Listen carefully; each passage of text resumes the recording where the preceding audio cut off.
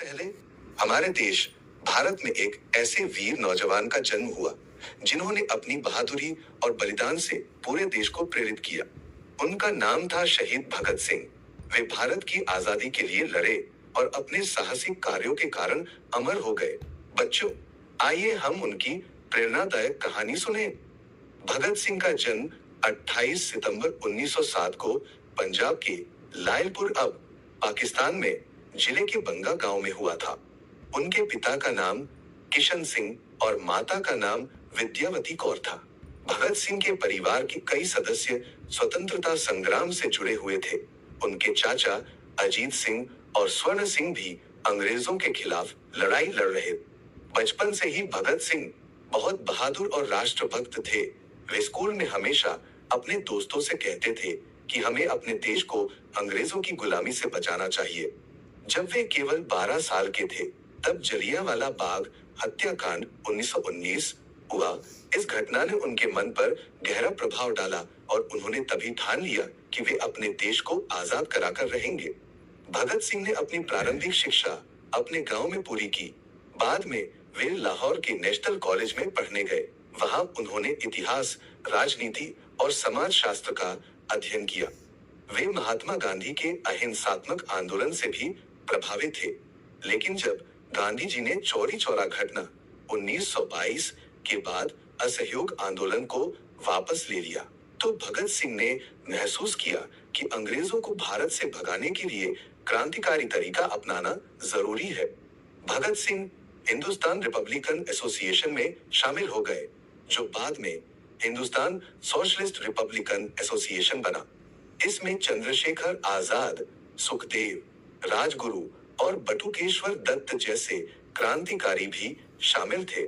उन्होंने क्रांतिकारी पत्र पत्रिकाओं के माध्यम से देशवासियों को आजादी के लिए जागरूक किया। वे मानते थे कि केवल भाषणों से आजादी नहीं मिलेगी, बल्कि उसके लिए कुछ बड़ा करना होगा। सन 1928 में ब्रिटिश सरकार ने साइमन कमीशन को भारत भेजा, लेकिन इसमें एक भी भारतीय सदस्य नहीं था। पूरे देश में इसका विरोध हुआ। लाला लाजपत राय ने लाहौर में इसका नेतृत्व किया। अंग्रेजों ने उन पर लाठीचार्ज किया, जिससे उनकी मृत्यु हो गई। भगत सिंह और उनके साथियों को बहुत गुस्सा आया। उन्होंने पुलिस अधिकारी जॉन सॉन्डर्स को मारने की योजना बनाई, क्योंकि वह लाठीचार्ज के लिए जिम्मेदार था। 17 दिसंबर 1928 को भगत सिंह, राजगुरु और सुखदेव ने सॉन्डर्स को गोली मार दी और ब्रिटिश सरकार को दिखा दिया कि भारतीय अब अन्याय सहन नहीं करेंगे। भगत सिंह और बटुकेश्वर दत्त ने 8 अप्रैल 1929 को दिल्ली की केंद्रीय विधानसभा में बम फेंका।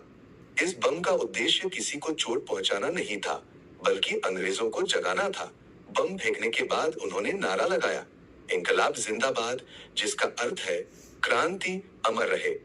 वे वहां से भागे नहीं, बल्कि खुद को गिरफ्तार करवा लिया, ताकि वे अपने विचारों को अदालत में भी व्यक्त कर सके। भगत सिंह को गिरफ्तार कर लिया गया और उन पर मुकदमा चलाया गया। अदालत में उन्होंने निर्भीकता से अपने विचार रखे और ब्रिटिश सरकार की नीतियों की कड़ी आलोचना की। अंततः 7 अक्टूबर 1930 को अदालत ने भगत सिंह, राजगुरु और सुखदेव को फांसी की सजा सुनाई। उन्होंने इस सजा को खुशी खुशी स्वीकार कर लिया।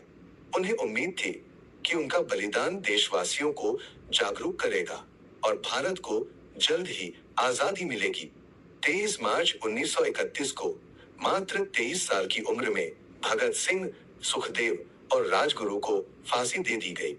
जब वे फांसी पर चढ़ रहे थे, तब वे हंसते हुए अपने साथियों के साथ इंकलाब जिंदाबाद और साम्राज्यवाद मुर्दाबाद के नारे लगा रहे थे। उनकी शहादत से पूरे देश में आक्रोश फैल गया और लोग और भी अधिक संगठित होकर स्वतंत्रता संग्राम में जुड़ने लगे। भगत सिंह का बलिदान व्यर्थ नहीं गया। उनका नाम आज भी प्रेरणा का स्रोत है। वे सिर्फ एक क्रांतिकारी ही नहीं, बल्कि एक विचारक भी थे। उन्होंने समाज में समानता, स्वतंत्रता और न्याय के विचारों का समर्थन किया। उनका सपना एक ऐसा भारत था जहां हर नागरिक समान अधिकारों के साथ जी सके। आज भी 23 मार्च को शहीद दिवस के रूप में मनाया जाता है। और लोग उन्हें श्रद्धांजलि अर्पित करते हैं।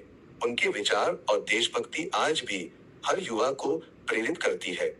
भगत सिंह की यह कहानी हमें सिखाती है कि सच्ची देशभक्ति केवल नारे लगाने से नहीं होती, बल्कि अपने देश के लिए कुछ करने से होती है।